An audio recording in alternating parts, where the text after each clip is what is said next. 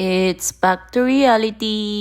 Welcome to Las Vegas. Tapos na ang ating cruise vacation and it's back to reality na tayo. Sa mga hindi nakakaalam, kakabili lang namin ng bahay. So, naging busy nga tayo at wala tayong time maglipat. At ngayon lang tayo nagkaroon ng time para maglipat ng mga gamit. So, ayan na nga, kinukuha namin yung nerent naming U-Haul. Isahang lagayan na lahat ng ating gamit dyan. Liit na U-Haul size lang yung kinuha namin kasi wala naman tayong mga malalaking gamit gaya ng sofa, ganyan. Ano lang yung ililipat lang namin, yung mga computer desk, tsaka yung mga damit namin. So, saktong-sakto lang lahat yan dyan sa size na yan. Kasi yung mga furnitures natin is bago lahat. And i-deliver na lang yun dun sa bahay namin. So, ayan na nga, hinihintay ko yung asawa ko na mag-drive kasi siyang marunong mag-drive ng mga ganyang truck. Ako naman ay mag-drive dito sa kotse namin. Sa mga hindi pala nakakaalam, nakabili pala kami ng house noong April, end of the month. At kung nagtataka kayo kung saan kami nakatira is nakatira kami sa family house. Lahat kaming family, sa isang bahay lang kami nakatira and syempre, medyo lumalaki na yung family namin, may 2 anak kami, kaya kailangan namin ng mas may privacy at mas malaking bahay.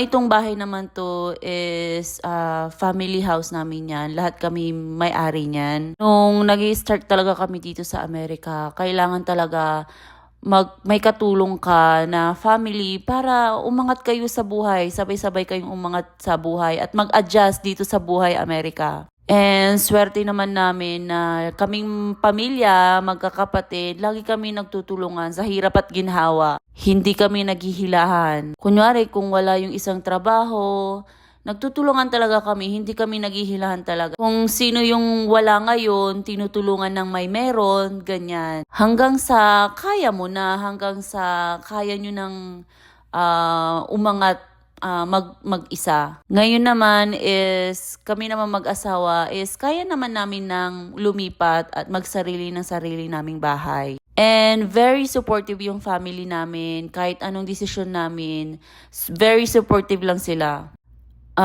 Lalong-lalo na kasi lumalaki na din yung family ko. May 2 kids na kaming 2 ng asawa ko. And syempre, as mag-asawa, iba din naman talaga yung may sariling bahay. So, ayun na nga, pinag-ipunan talaga namin tong bahay na to. Nag-pray talaga kami. Hindi di madali yung process, syempre. At kailangan talaga magtulungan kayo mag-asawa para sa lahat ng bagay. Mapabils man yan o kahit ano pa dyan. Kailangan palagi may partner in crime ka. Dapat sa hirap at ginhawa, ganun. Nandito na nga kami sa bahay at tinutulungan kami maglipat ng mga gamit nila mama and yung mga kapatid ko tsaka sila tito. Nag-decide nga sila na dito na sila mag-lunch. Ayan si mama, siya ang nagluluto ng mga pagkain namin. Napakasaya ng tignan na kaming lahat is nagtutulungan and very happy sila para sa amin. Ang dami din naming gamit na kailangang ayusin. Ayan naman, sobrang daming kalat pa. Pero isa-isahin natin yang ayusin yung bahay. So ngayon, ayan muna. Bye-bye!